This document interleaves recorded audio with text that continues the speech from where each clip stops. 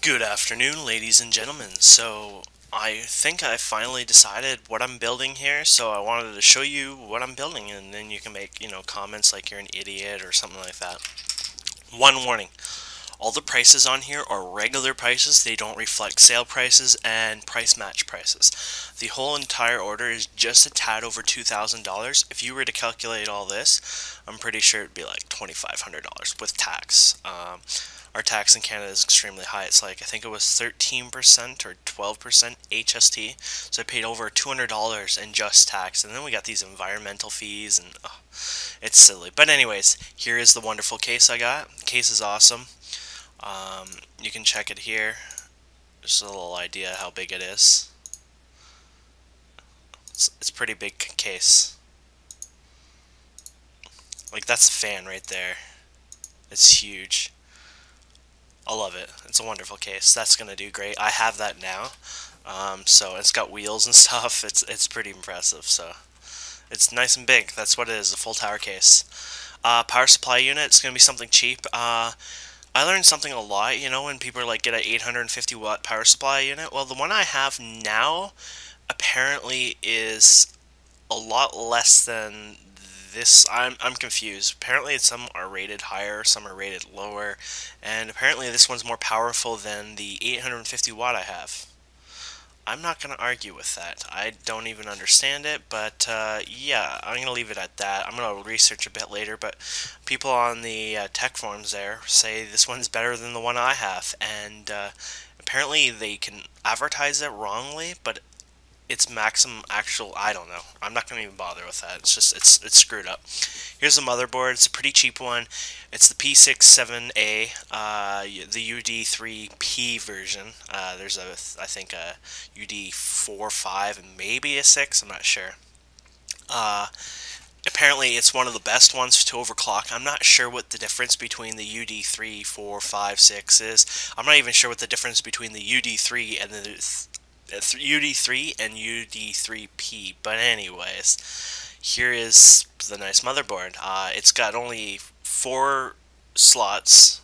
It kind of sucks. My other one is a lot more money. It really blows. But anyways, it's not bad. What's the special offer here? Oh, you get a i7-26, so you can get the... How's that a special offer? 344? I think it costs that much. Anyways, let's go to the next page. Yeah, 344. How's that a special pricing? I don't even... It says special offer if... Oh, yeah, an OCZ. Oh, okay, that's what it is. Anyways, here's the processor I'm getting. Intel i7-2600 quad-core. With that motherboard you saw, apparently this works wonders. You don't have to worry about overclocking like front-side bus and memory and stuff anymore, like I had to do back in the day. Apparently all I have to worry about is overclocking the actual processor, and apparently I can get this baby to 4.5 gigahertz. Stable and very easy. That's what I'm told. Very easy. I'll leave it at that. It's a beautiful processor.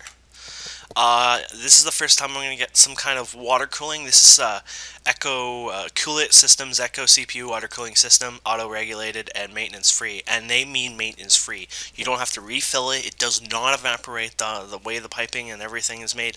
It's not supposed to ever evaporate.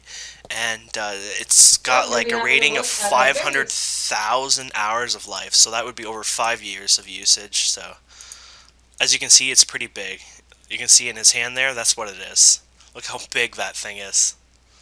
Pretty badass. And it was on sale for $60. Here it's usually $80, and it was on for $60, so wonderful price. These are badass. I'm getting 2 of these. So this is the G.SKILL Ripjaw XF3. Yeah, it doesn't matter. 2 4 gig dimmies. So in total, it's going to be, so that's 8 gigs, and so 16 gigs in total if I'm buying 2 of them. It's usually $83.72. I believe I'm paying $74 something per 8 gigs or something like that. So it ended up being like $155, something like that. A really good deal. And RAM these days don't really have a huge performance boost. Apparently triple channel and dual channel or whatever. It's not a big difference anymore. I don't know. People said it's just more of a gimmick these days. But anyways, that's just what it is. This is just a normal DVD writer. $27.99. It was I price matched it for like I think it was $19.99 or like $20.99 or something like that. So whatever, just your average one. Western Digital Calvary Black 1 TB drive. I got 2 of these. And nothing to say here. They were on sale for I think what it was 85 or 84 each. And I'm going to have 2 of those, and they're going to be RAID 0, but there's going to be a slight problem with that, because it makes it 2 times likely to, cause some problems, lose data, whatnot. So, I got one of these babies. This is a Western Digital Calvary Green 2 TB. So I'll be using this for the storage drive, and I believe they use less memory, and it's just, badass looking thing. And these all have 64 megabytes of cache now. Kind of interesting, but anyways. Here we go. This is the baby, the CPU.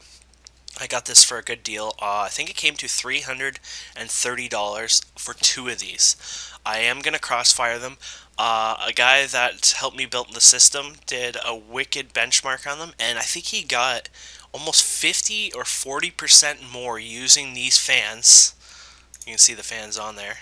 Pretty badass looking. More performance. I don't even know. I'd have to look. The benchmarking seemed insanely good for what he got from it.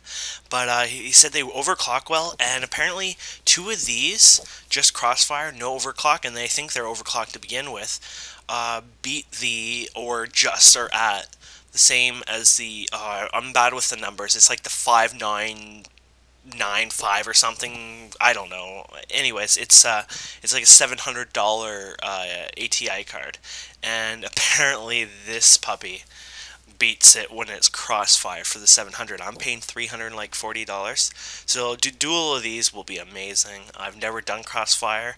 I always thought crossfire was bad in SLI, because I know back in the day, like, all the games would have problems, you have to disable it, but apparently that's not the case anymore.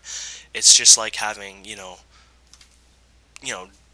more RAM in your computer these days. It's not a huge, big performance issue, so that should work well. I'm getting the Logitech G510 keyboard. I think I only got this for like $100 or something, 110.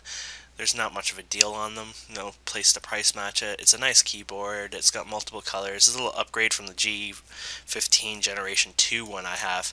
I've had like 3 or 4 of these over time. I love these keyboards. I don't think I would live without them. And talking about not living without them would be this wonderful mouse, the G500. I've been using the G whatever series mouses forever. I like the fit on them. I would die without it. I have to have those buttons. I'm so used to using these buttons here. This one is an upgrade to the old one I used to have, where it has an extra button in the middle, which is pretty cool. I also like this feature. I don't really use it. If you press it down, your wheel unlocks, and you can like push it and it just keeps scrolling smoothly, or you push it down and then you get that grinding noise. So wonderful mouse, and I think I got that for like 50 something. Oh, here we go. Steel series mouse pad. Now I was worried about getting a graphics one. This one was on sale for like $10 or $12, almost the same price as just the normal cloth one. But I was worried about getting one with a graphic on it. But after watching this video, I was convinced that I don't need to worry anymore. If you look carefully, you see how he's close into the picture there? It's the same fabric. I guess they use some kind of like laser imprint or something on it, and it still feels like the exact same material as just the normal black one, so you don't have to worry about your mouse having some reflective issues or anything like that. And the very last thing is, I got this PC assembly with testing with 1-year limited warranty crap on it. Wonderful thing. They test out the machine, they'll set it up for you, and they'll even throw an OS on it, and of course they'll format it, but they'll test it, benchmark it, and make sure all the parts work so you don't get any of this dead-on arrival crap. It's only $50, and they add with a 1-year limited NCIX warranty, system warranty. For $50, I think it was worth it. I mean, I like building my own computers, but to make sure the parts work and everything works flawlessly, there's no issues, I think that's a huge bonus, and add a bit of a warranty to it. That's awesome. And they benchmark, they stress the components just to make sure they don't crash. So yeah, that is it. We go back to the front. So that is my new computer. Um, oh, look, I'm still playing videos in the background. So yeah, my friend is gonna take this computer, and I'm gonna get the new one. It's gonna cost me a little over 2,000 with tax, but it's definitely gonna be worth it. And I hope you enjoyed my video.